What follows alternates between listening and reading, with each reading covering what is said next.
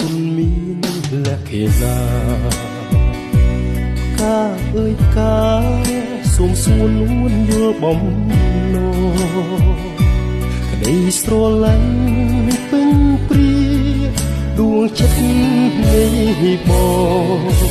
សូមធ្នមការទាំងកងក្នុងហារទី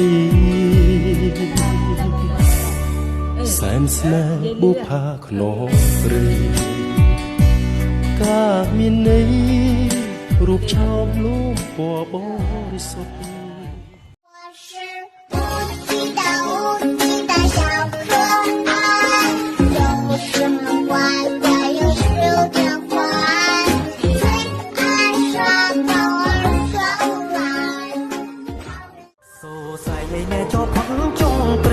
chẳng che rẽ mây ở đây camera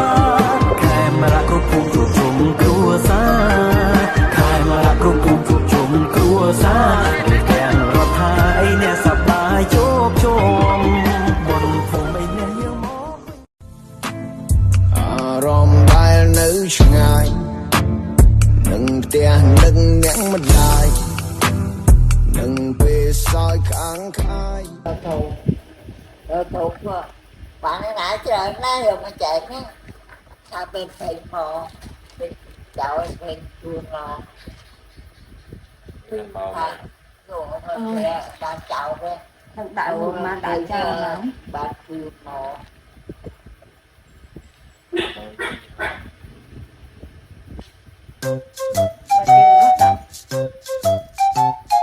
lúc đọc rồi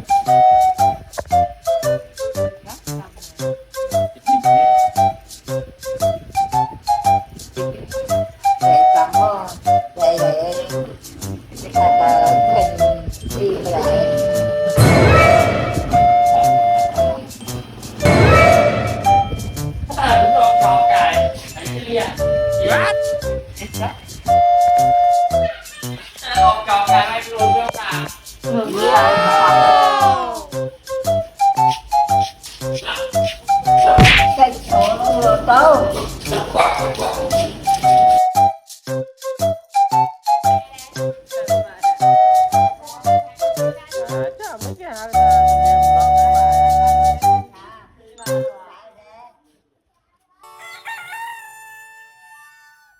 anh em nó cầm tột với con nó cầm tột